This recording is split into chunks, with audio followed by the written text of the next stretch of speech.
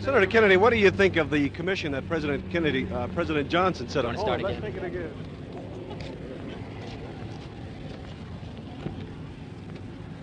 Senator Kennedy, what do you think of the panel that was set up by President Johnson yesterday? The panel, do you think that all of them are qualified enough for this kind of job? I haven't had a chance to study it, but I listened to the President's speech last night, and it seemed to me a very high-level panel.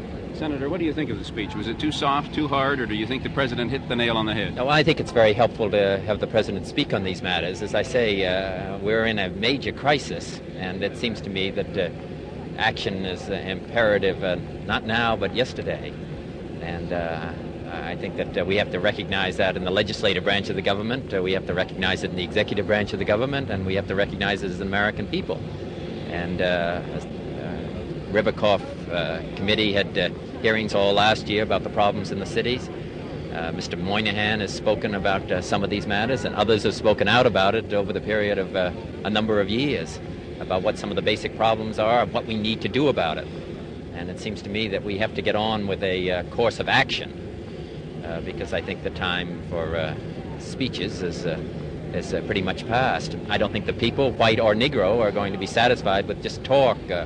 I think we have to have some action. What kind of action would you recommend? Well, I've recommended some legislation dealing with housing, dealing with education, and dealing with jobs, which has its basic philosophy making it attractive for the private enterprise system to come into the ghetto areas. They're going to have to be protected, and there are steps that are going to have to be taken, but it is possible to bring the private enterprise system into a partnership with the government and with the people that live in the deprived areas in an effective program that I think could be very profitable and very meaningful for all of the people. I think unless we do that, we're just not going to deal with the basic problems that are affecting this country. We can't abide lawlessness, we can't abide disorder, but we can't also abide people who don't have an adequate education. I mean the revolutionary aspect of some of this. It's a national problem, and I think it's the greatest national crisis, rapidly becoming the greatest national crisis that we faced in 100 years. Well, Mr. The President recognizes the national aspects of this revolutionary movement, this action against it. I'm sure he must, just based on what is happening in the country at the moment, and the studies and reports that have obviously reached his desk over the period of the last few years. Mr. Willis has said that his committee, which is the House on Un-American Activity, has definite evidence that there is a subversive influence in some of the cities in these riots. Do you think that this is true? Well, I think it's possible some elements. I don't think that that's the cause of it, and I don't think that I don't think, at least at the moment, there are indications of connection between the various cities and the riots that have occurred, if that's what that means. But I would think that there are those who are do not wish this country well, who are involved. I don't think that certainly makes up the majority of people. Well, Jesse Gray in Harlem claimed yesterday that the failure of rat control legislation being passed is not the real answer to this. They need rat control instead of riot control. I think it's true. I think both of them are necessary. But I think fundamentally when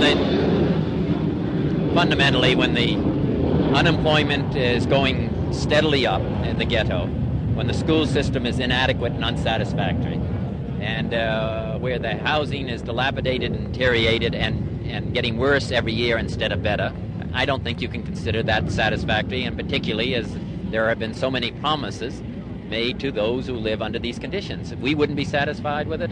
We are not satisfied with seeing our children bitten by rats. I don't know why we would expect anybody to be. I think, as I said, I think it's absolutely necessary to make it clear that we will not tolerate lawlessness or disorder or violence. But at the same time, while we make that clear and while we were successful in doing that, we have to deal with the basic underlying cause of this unhappiness and this disillusionment with our government and the disillusionment with society. If people don't feel that they are going to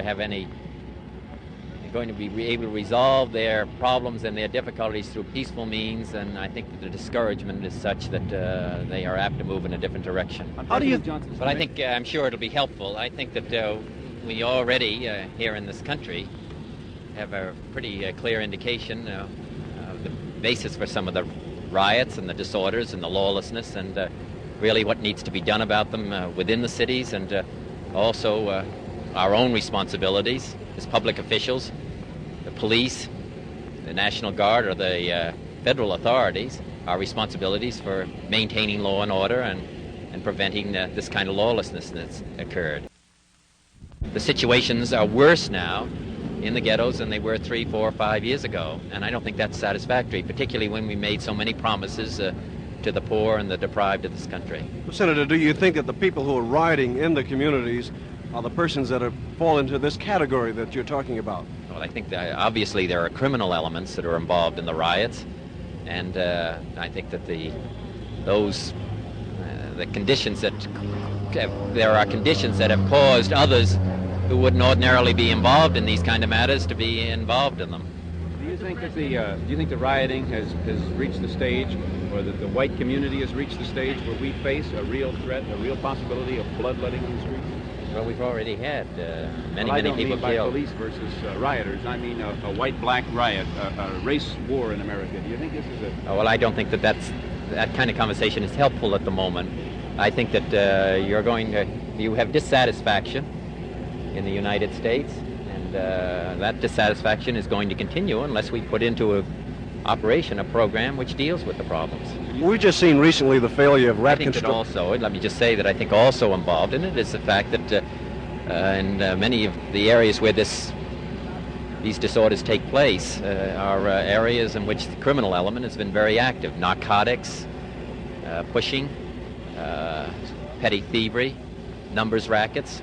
And so I think that element and that group is intimately involved in some of the disorders that have Do you think the occurred. local governments have fallen down in their duties? I think we've all fallen down.